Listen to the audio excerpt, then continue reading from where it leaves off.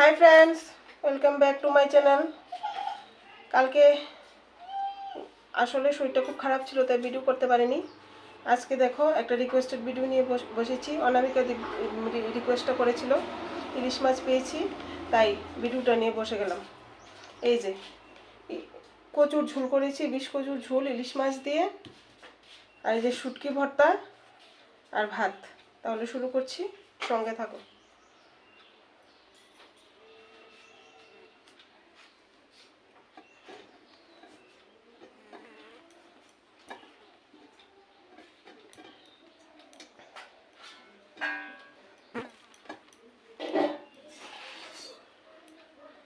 First bite.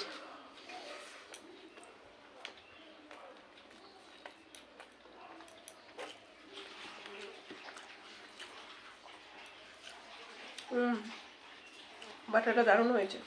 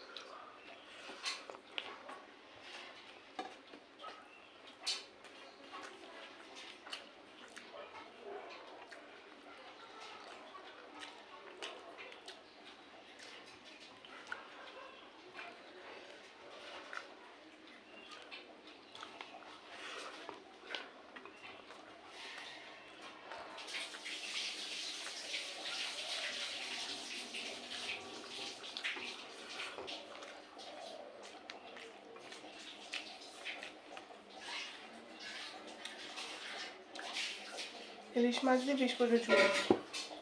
রান্নার ভিডিওটাও চলে আসবে, তোমরা দেখো আমি কিভাবে রান্নাটা করেছি।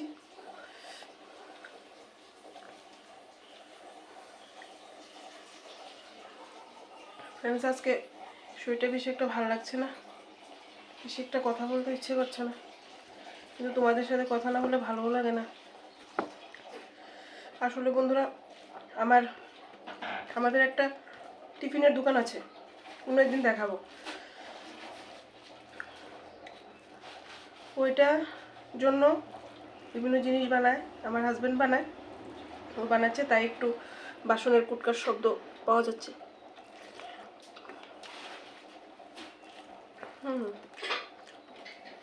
একটু নুনটা লাগবে, নুনটা একটু কম হয়েছে।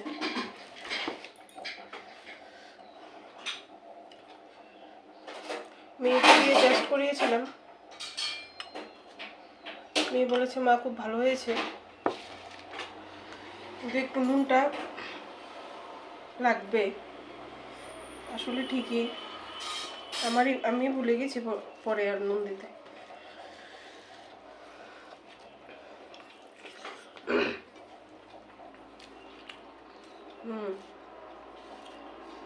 নুন দিয়ে খেতে খুব ভালো লাগে, খুব টেস্ট হয়েছে।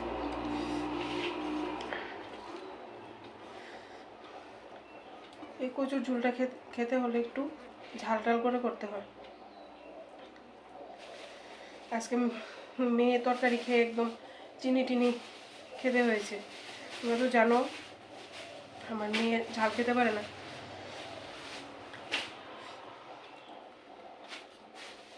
কিন্তু সব তরকারি তো আর ঝাল ছাড়া হয় না, যেমন 20 কচুর তরকারিটা একদম ঝাল ছাড়া ভালো লাগবে না, একটু ঝাল দিতেই হবে।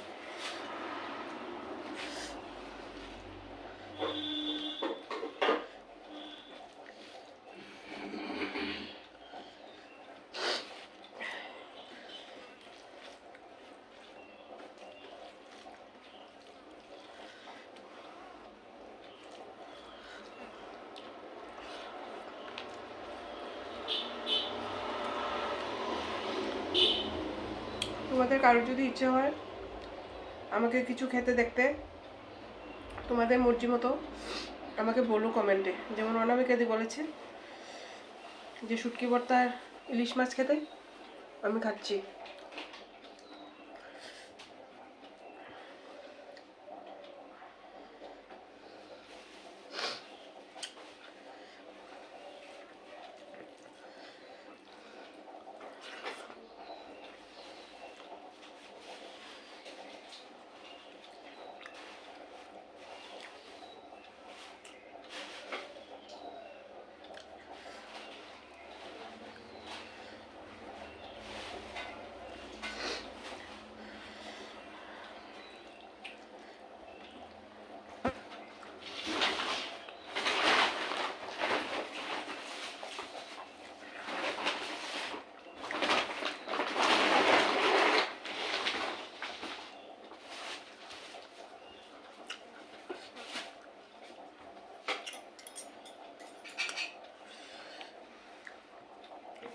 ফ্রেন্ডস, আরেকদিনও বলেছি মাছের যন্ত্রণায় অস্থির আছি।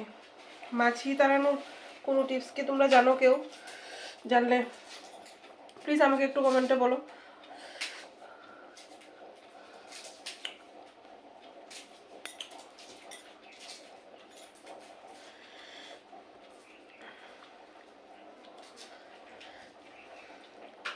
ইলিশ মাছে খুব কাটা।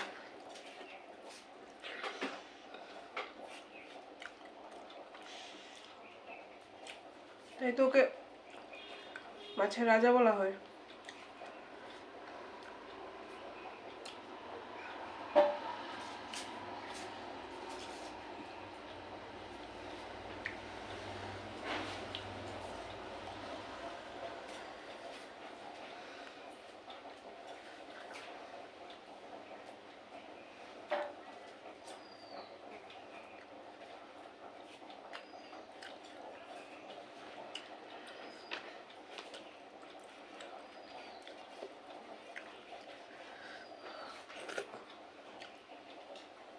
তাহলে ফ্রেন্ডস, মাছগুলো আমি খেতে থাকি। কাটা বেছে খেতে অনেকটা সময় লাগছে। আজকে এই পর্যন্তই।